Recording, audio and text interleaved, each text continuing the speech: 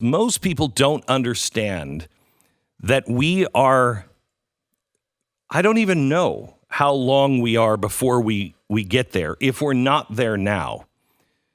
My guess is by 2020, 2021, 22 on the outside, we are going to be living in a full social credit kind of world. We already are there. Now, here's what I mean by that.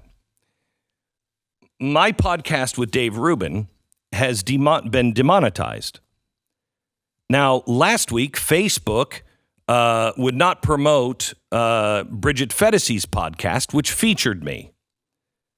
So a digital wall went up. If you went to Facebook and you say, I like Glenn Beck, you may not have gotten that notice that I had done a new podcast, even though you're there saying, I like Glenn Beck. Because some have said, I don't like Glenn Beck. The mob has spoken. And so we got a notice that it violated their community standards. How? No answer. Dave Rubin wrote yesterday and said, Glenn, I don't know if you've seen this, but now the podcast that we just did has been demonetized. How is that happening? What did we do to violate community standards? Well, nothing. Probably my name is on a list. Can I see why my name is on the list? Can I see that list? No. You can't. My social credit score is too low, and so they won't allow any advertising to happen on anything of mine. Well, people will say, well, you make enough money? This isn't about me. First of all, that's not my podcast. That's Dave Rubin's. And Dave Rubin, up until he signed with us, that's how he makes money. He makes money through YouTube. If they demonetize him, he has no money. He can't do what he does. And it's all because of a social credit score. He has angered the gods. And it is godlike magic because there's no fair hearing. There's nothing. You don't even know what the algorithm is. You don't even know what you've done. Last week, the court has said that we can't just have no-fly lists. You can't be put on a terrorist watch list without even knowing about it. You can't be on a no-fly list. That's unconstitutional. Well, we've been saying that for a while. Now the federal government has been told you can't have it by a court. But we have it. We have those lists. We have those blacklists. I don't even know how to talk to my children anymore to alert them of this problem. Let me just start to break this down. Do you have a Roomba by any chance? This comes from a company called iRobot. The CEO, Colin Angle, told Reuters recently that its data-based business strategy for the smart home starts with the new revenue stream that is coming from Roomba. What revenue stream are they making? Because we buy them? No. Because Roomba actually maps the floor plan of your home. And it sends that information back to iRobot. iRobot then takes everybody's map of their home and it sells it to interested parties. This is the beginning of the Internet of Things. Everything you have will be on the internet. Everything. And if you opt out, well, then it won't really work for you. You still buy Roomba, but it's not going to work as well. Or would it? Have they made it more difficult?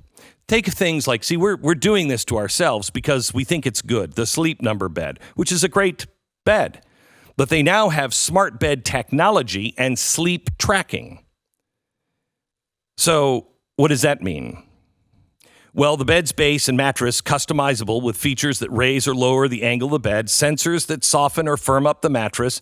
Other sensors now measure heart rate, breathing, and movement.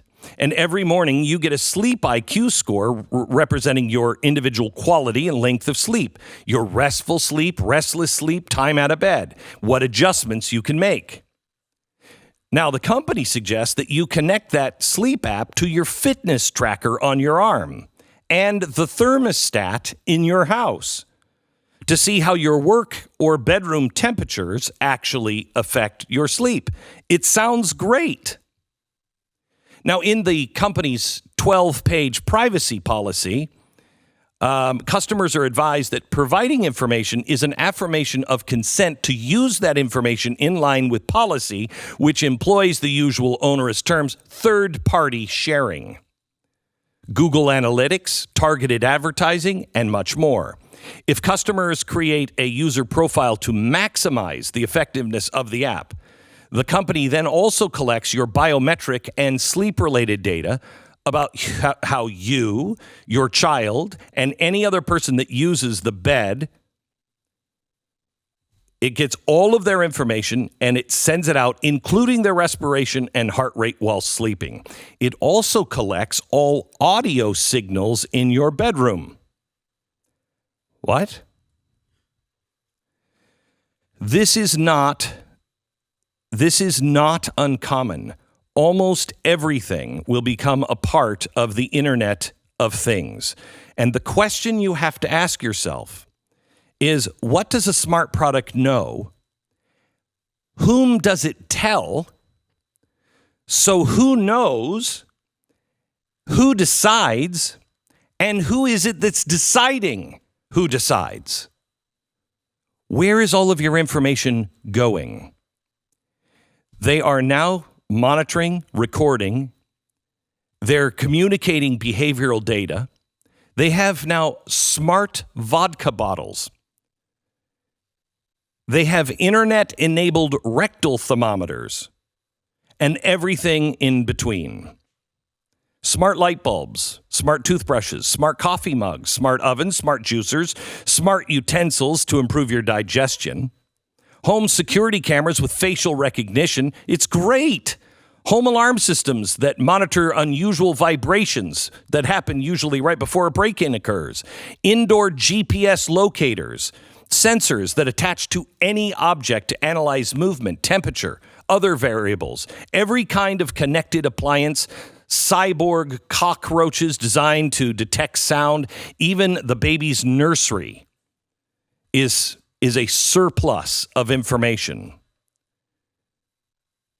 I don't think we have any idea how bad things are getting, and we are just allowing it to come into our home.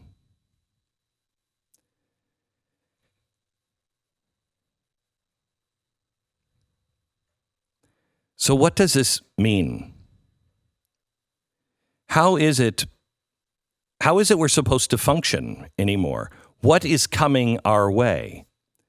Well, there is no opt-in, opt-out kind of function anymore. And the last bastion is the human body.